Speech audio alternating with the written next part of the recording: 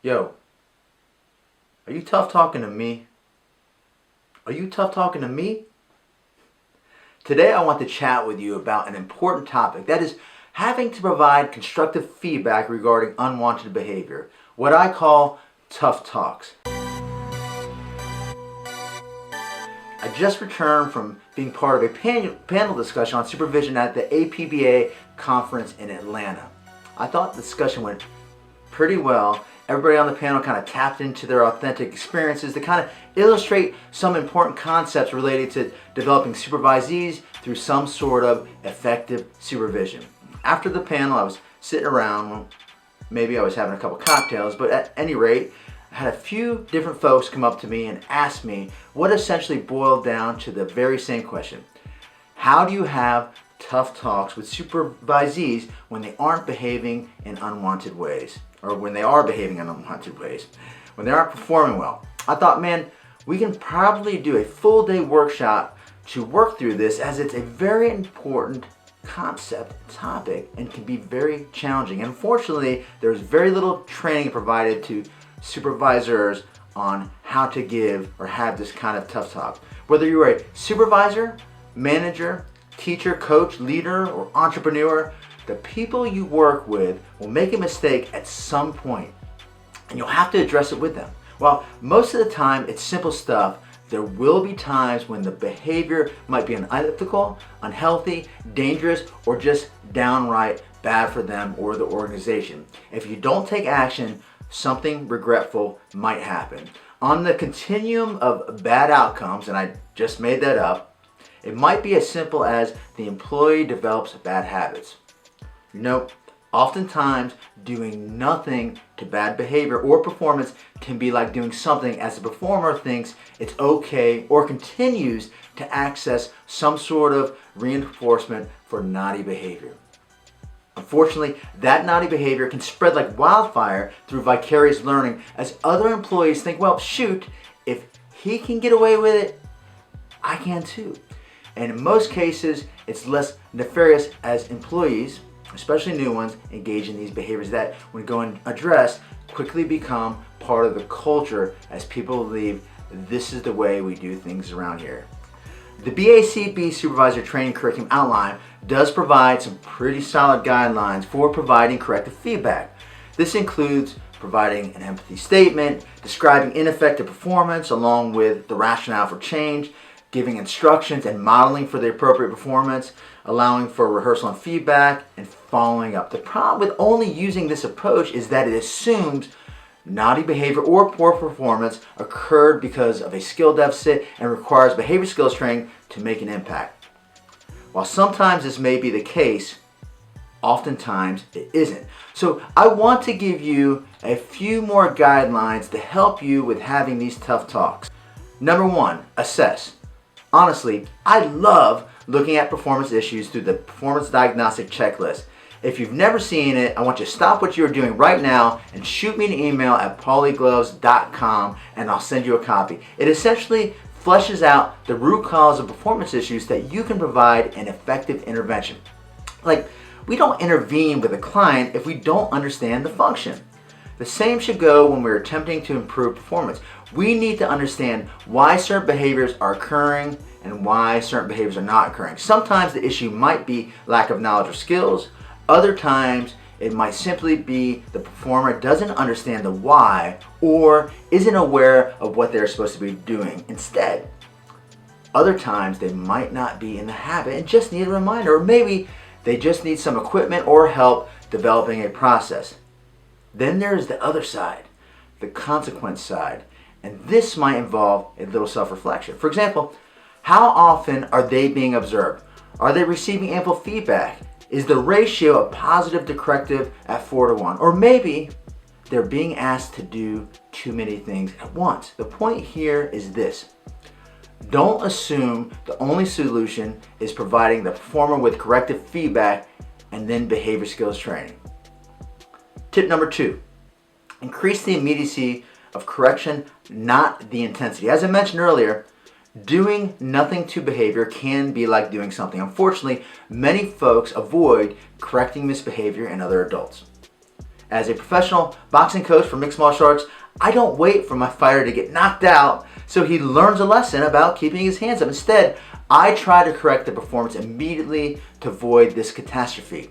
I don't tell them once in a while to keep their hands up under certain conditions. I correct them immediately. And if I taught and prompted it, I might require to give my fighter a push to foster some sort of motivation. Like, get down on the ground and give me a push-up. You know you're supposed to keep your hands up. But just a couple, not 1,000.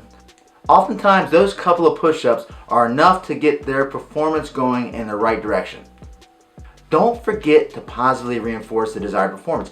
Good supervisors know that if you're going to get the best out of people, you need to see the best in them. This requires looking for and strengthening desirable behavior.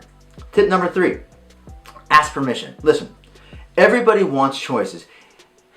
If you need to deliver some tough feedback, ask the performer if it's a good time to do it. You might say something like, Nigel, I've got some constructive feedback to share with you. If it's okay if we do it now.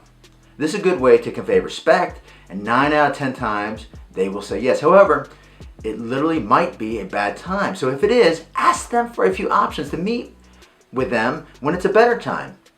And this, of course, is assuming the behavior doesn't need to be addressed immediately because the behavior is unethical or potentially harmful. Tip number 4, use pinpoints and bring data whenever possible. When it comes to correcting behavior, it's important to be prepared to pinpoint precisely what they're doing wrong, the negative impact that is occurring, and then pinpoint precisely what they should be doing and the positive impact the desired performance will have. Make damn sure you stick to behaviors, not judgments. Nobody wants to feel judged or feel that they're a bad person. Stick to behavior and ideally bring data. When you do this, it leaves you in a completely objective position. Essentially, you can let your data do the talking.